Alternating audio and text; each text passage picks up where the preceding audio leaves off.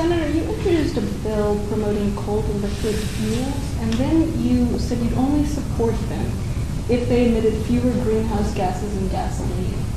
Now, all the scientific evidence points to coal being dirtier than pretty much anything else.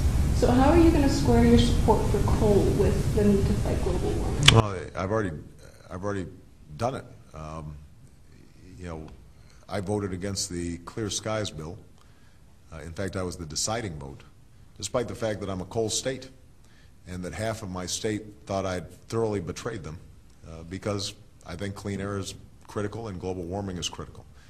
But this notion of no coal, I think, is an illusion, because the fact of the matter is that right now we are getting a lot of our energy from coal, and China is building a coal-powered plant once a week. So what we have to do then is we have to figure out how can we use coal without emitting greenhouse gases and carbon, and how can we sequester that carbon and capture it. If we can't, then we're going to still be working on alternatives, but alternatives including coal, or let me sort of describe my overall policy. I mean, what I've said is that we would put a cap and trade system in place that is as aggressive, if not more aggressive, than anybody else's out there. I was the first to call for 100% auction on the cap and trade system, which means that every unit of carbon or greenhouse gas that was emitted would be charged to the polluter. That will create a market in which whatever technologies are out there that are being presented, whatever power plants that are being built, that they would have to meet the rigors of that market and the ratcheted down caps that are imposed every year. So if somebody wants to build a coal-powered plant, they can. It's just that it will bankrupt them because they're going to be charged a huge sum for all that greenhouse gas that's being emitted. That will also generate billions of dollars that we can invest in solar, wind, biodiesel, and other alternative energy approaches.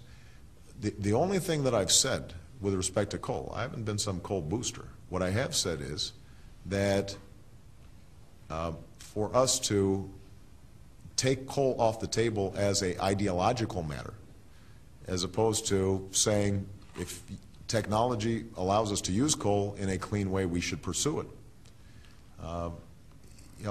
That I think is the right approach. The same is with respect to nuclear. Right now, we don't know how to store nuclear waste wisely, and we don't know how to deal with some of the safety issues that remain. And so it's wildly expensive to pursue nuclear energy. But I tell you what, if we could figure out how to store it safely, then I think most of us would say that might be a pretty good deal.